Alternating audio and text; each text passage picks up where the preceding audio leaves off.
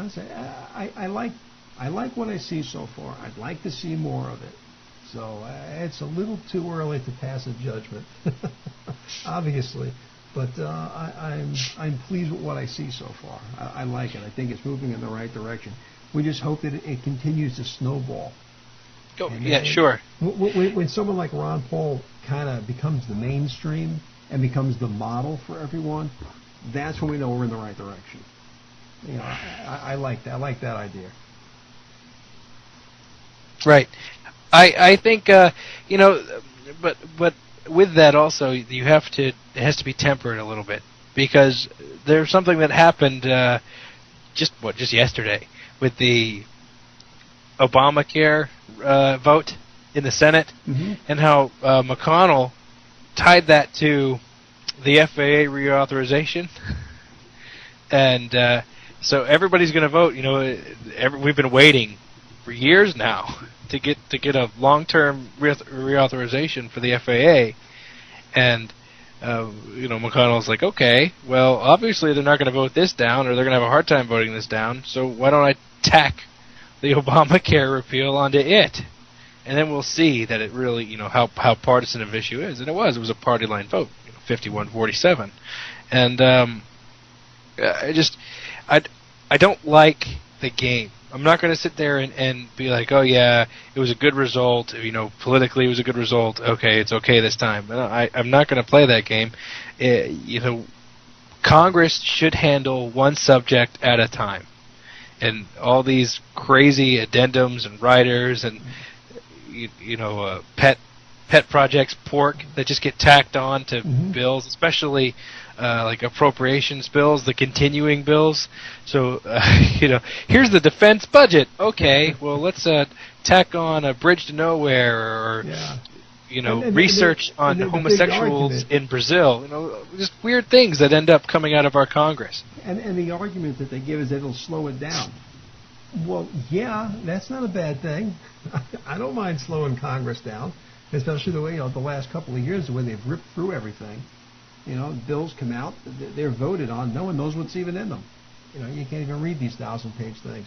And I think the idea of making each bill very specific to one item, I think that's absolutely fantastic, especially for Congress the way it acts in recent years. I think it's a great thing.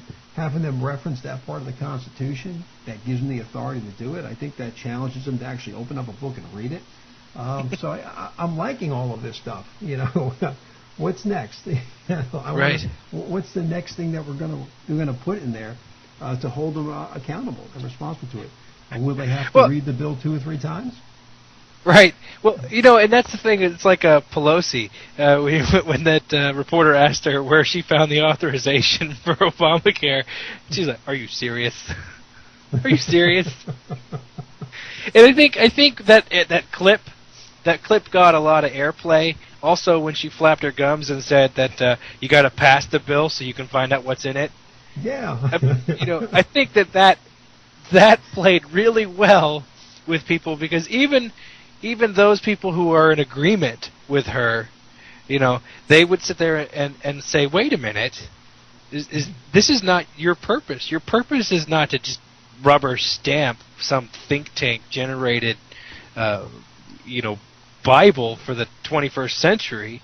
Your purpose is to sit down, debate, produce legislation that makes sense, come to a compromise based on what the wants of your people are, and govern, you know, govern with the will of the people, not with just something hot off the press from some think tank.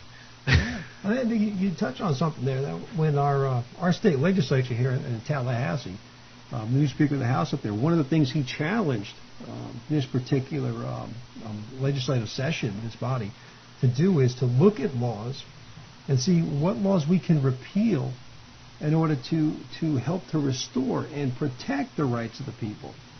And that's the first time, other than Ron Paul, that I've heard someone who's in elective office actually discuss the idea of repealing laws as being a good thing.